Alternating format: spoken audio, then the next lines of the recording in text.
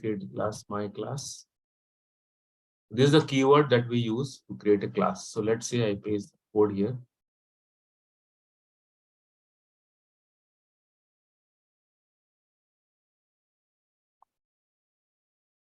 Okay, so let's analyze this code. Now, since you have learned functions and all that, it will be easy to understand. So we have this, we have a separate block of code. So from line number 1 to line number 5, this is a part of the class, and the class name is my class. Okay. Now, in this class, we have two attributes. One is here we have a property. There's a variable x, the value of x is 5, and then we have a function called say hello. This function and this variable are inside my class. In other words, my class is also an object. Okay, so it is an object which you can use, right? Which you can use. Now, let's say I want to call this say hello method or say hello function. How do we call it? So till now, what we have learned is we have a function. Let's say let's say calc.py. So calc.py has two functions, add and multiply. If I want to call the add function, I simply write add. Okay, 2, 3. That means now 2, 4. I'm trying to call the add function. But here, this say hello function is inside my class. Straight away, you cannot call it. Okay. What we do, we create an instance of my class. What we do, we just give p1 equals my class. That means p1 is a copy of my class. In other words, p1 is an instance of my class. That means p1 will also have the properties of my class. That is, p1 also will have a variable x. p1 will also have the function say hello. Now what we do, if we try to print p1.x, it is going to print the value of x, which is 5. Then in order to call this say hello function, we give p1.say hello. Okay. That means now it is invoking the say hello method of instance p1. So this is going to write hello. Okay, so now let's see if I run this. It is printing 5 hello. Okay, and then again 5. So we need to get the idea here.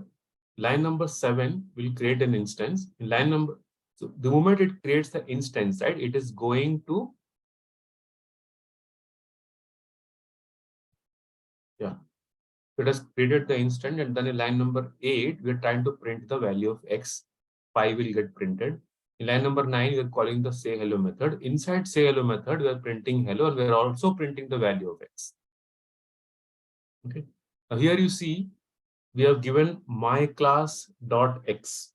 Simply if I give x, it won't work because the variable x is outside this function. Okay. Because variable x is outside this function, we have to give the class name dot x to access that variable.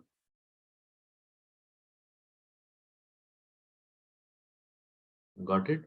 And then here, if you want to access the x variable, you have to give the instance name dot x, so it will access this variable. And then we're calling the method also.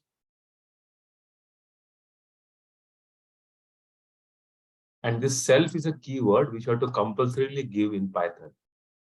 Okay. Self is a keyword that you have to compulsorily give. It's just a mandatory item which you have to do, which does not have any here at this program. In program, there's no function, but we have to give it as a syntax. Okay. Any question in this program? Because this is a basic, class and methods. This is how we create in Python. And let's say I can have one more instance also. I can here give P2. P2 equals, I give my class. So now I'm creating another instance of my class.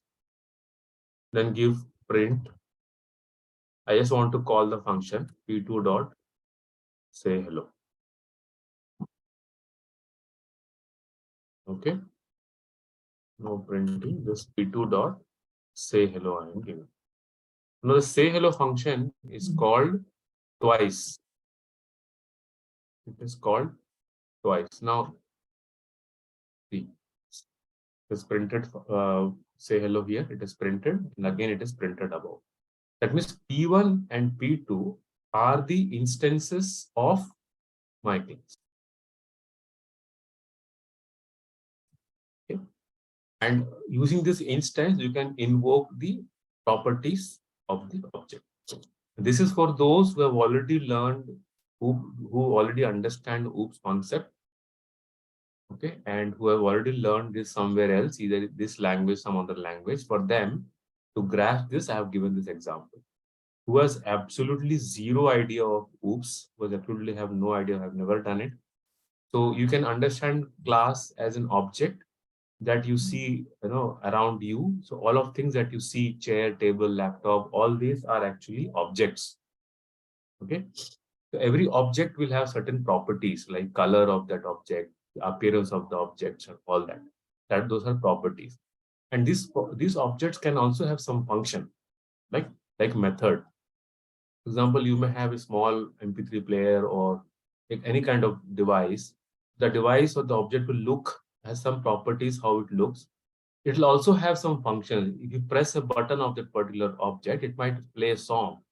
If you press another object, it might skip the song, right? It might increase the volume. So those things are methods. Okay. So in Python, or even Java, whatever, so pretty much everything, what you see is objects only. Everything is an object which we are using it. Okay. Now, there is you create an instance of that and then you run it. So this is the basic example of classes. Anybody has any question in this program? So we have a class, we have some methods, and then we have used it the way we have accessing. Any question, anybody?